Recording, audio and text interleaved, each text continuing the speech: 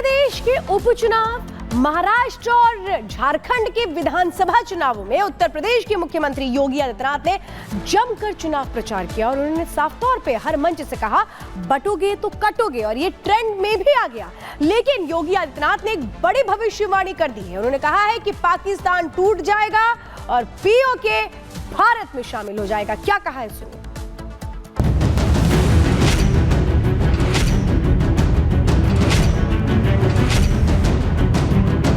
आतंकिस्तान पर योगी की भविष्यवाणी।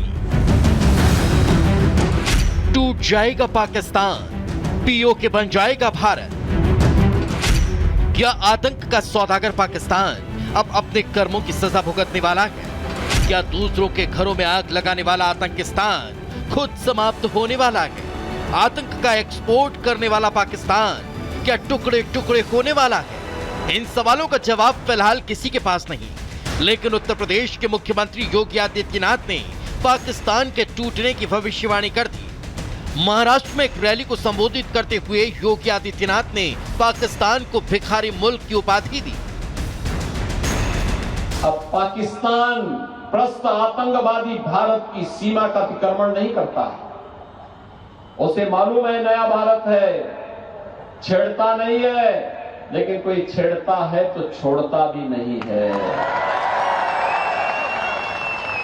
घुस करके मारता है। पाकिस्तान इसीलिए हिला हुआ है और अब तो 10 वर्ष में पाकिस्तान की हालत यह हो गई है कि कटोरा लेके घूम रहा है, कोई भीख भी नहीं दे रहा दुनिया के अंदर। योगी यही नहीं रुके, लोगों से वोट की अपील करते हुए योगी ने कहा कि मजबूत सरकार की वजह से आतंकी की कमर टूट रही है। सीएम योगी ने कहा कि लोगों के चुने हुए मजबूत भारत की वजह से ही पीओके समेत पाकिस्तान के दूसरे हिस्से जल्द ही भारत में शामिल हो जाएंगे। बहनों और भाइयों, मैं आपसे कहने के लिए आया हूं, भारत की ताकत को बढ़ाइए। देखना, पहले पाक अधिकृत कश्मीर भारत में आएगा, फिर बलूचिस्तान और पाकिस्तान के अन्य भाग भी भारत के हिस्से बनेंगे। लेकिन यह काम महायुति गठबंधन कर पाएगा। यह कार्य कांग्रेस नेतृत्व नहीं कर सकता। योगी की भविष्यवाणी ऐसे की नहीं है। दरअसल पाकिस्तान में हालात बेहद खराब हैं। अर्थव्यवस्था से लेकर कानून व्यवस्था तक पाकिस्तान में सब कुछ भरोसे चल रहा है। पाकिस्तान के बलूचिस्तान प्रांत में पीएलए की बगावत बेकाबू हो गई है। केपी के प्रांत में पश्तून अलगाववाद की हवा चल रही है। पीओके में भी बिजली रोजगार के मुद्दे पर नागरिक विद्रोह के हालात में है। इसके अलावा इमरान समर्थक भी सेना के खिलाफ मोर्चा खोले हुए हैं। इमरान की रिहाई के लिए लाहौर से कराची तक प्रदर्शन हो रहे हैं। दूसरी तरफ गले तक विदेशी कर्ज में डूबा हुआ पाकिस्तान है। मदद के नाम पर मिली भीख के भरोसे रोजमर्रा का कामकाज चल रहा है। पुराने कर्ज का बोझ चुकाने के लिए कर्ज लेता है पाकिस्तान। इन्हीं वजहों से पाकिस्तान को लेकर योगी ने ऐसी भविष्यवाणी की है। भारत भी लगातार पाकिस्तान के हालात पर नजर बनाए हुए है। पाकिस्तान में मौजूदा आतंकी रहस्यमयी तरीके से मारे जा रहे हैं। इसलिए जानकारों का कहना है कि चुनावी मंच से कही गई बातें, योगी की बातें जल्द ही सच हो सकती है। Bureau report, Republic Bharat. और अब खबरों में आगे बढ़ेंगे और बताएंगे आपको कि थमेगा प्रचार का शोर, चलेगा किसका जोर।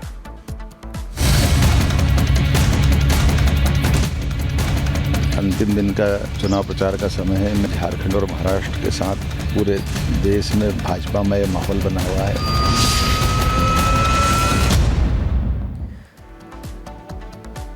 तो महाराष्ट्र, झारखंड समेत यूपी में सीटों को लेकर के उपचुनाव होने वाले हैं और इन तमाम राज्यों में 20 नवंबर को वोटिंग होने वाली है। लेकिन वोटिंग से पहले तमाम पॉलिटिकल पार्टीज ने अपनी अपनी ओर से पूरी ताकत झोंक दी है।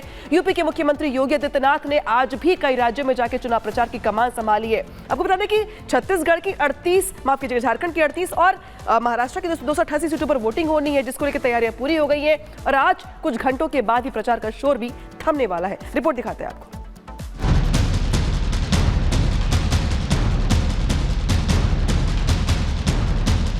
भारत की ताकत को बढ़ाइए। देखना, पहले पाक अधिकृत कश्मीर भारत में आएगा, फिर बलूचिस्तान और पाकिस्तान के अन्य भाग भी भारत के हिस्से बनेंगे। झारखंड और महाराष्ट्र के साथ पूरे देश में भाजपा में माहौल बना हुआ है। अरे देवेंद्र फडणवीस, तुम जिस चीज को लाना चाहते ना औरंगाबाद में, वो चीज कभी नहीं आएगी। यूपी, महाराष्ट्र और झारखंड में आज चुनाव प्रचार का शोर थम जाएगा। 20 नवंबर को यूपी की 9 सीटों पर उपचुनाव को नाक है, तो वहीं महाराष्ट्र की 288 सीटों पर वोट डाले जाएंगे और झारखंड में 38 सीटों पर वोटिंग होनी है। इसलिए चुनाव के आखिरी दिन सभी पार्टियों ने पूरी ताकत झोंक दी। झारखंड में हिमंता बिस्वा शर्मा ने ताल ठोककर बीजेपी की जीत का दावा किया। हमने जो झारखंड का मूड देखा, ये पूरा मूड परिवर्तन का मूड है। मोदी जी का पक्ष में एक लहर बह रहा है और मैं मानता हूं कि बहुत अच्छा मेजॉरिटी से बीजेपी का सरकार बनेगा, एनडीए का सरकार बनेगा। मध्य प्रदेश के मुख्यमंत्री मोहन यादव ने मतदाताओं से वोट की अपील करते हुए ऐलान कर दिया कि तीनों जगह बीजेपी ही जीतेगी। हमारे अपनी सरकार के माध्यम से देश की छवि दुनिया में अलग प्रकार से निकल रही है। झारखंड और महाराष्ट्र के साथ पूरे देश में भाजपा में माहौल बना हुआ है। दूसरी तरफ राहुल गांधी भी आज महाराष्ट्र में डटे रहे। चुनाव की अग्नि परीक्षा 20 नवंबर को होनी है, जिसका रिजल्ट 23 नवंबर को आएगा। लेकिन परीक्षा में पास होने के लिए सभी दल पूरी जोर आजमाइश में जुटे हैं। हार तो किसी भी नेता की कल्पनाओं में ही नहीं है और बड़ी जीत से नीचे कोई सोच भी नहीं रहा। इस बार झारखंड में परिवर्तन होना तय है। जिस प्रकार से वहां की जो अभी मौजूदा सरकार लोगों को लूटने के लिए जो एक नीति बनाई थी, हेमंत सोरेन जी की सरकार इस बार जमीन से उखड़ चुकी है। नहीं, देखिए, हेमंत सोरेन जी की सरकार झारखंड में फिर से बनने जा रही है। जन कल्याण के लिए जो काम हेमंत सोरेन जी की इंडिया गठबंधन की सरकार ने किया है, वो जनता उसका समर्थन कर रही है। यूपी में बटेंगे तो कटेंगे पर सियासी लड़ाई है, तो महाराष्ट्र में वोट जिहाद पर सियासी बिसात बिछाई गई है और झारखंड में जंगल जमीन और घुसपैठियों का मुद्दा लगातार गरमाया रहा। लेकिन सियासत के इस अखाड़े में कौन किस पर भारी पड़ेगा, ये तो आने वाला वक्त ही बताएगा। Bureau report, Republic Bharat.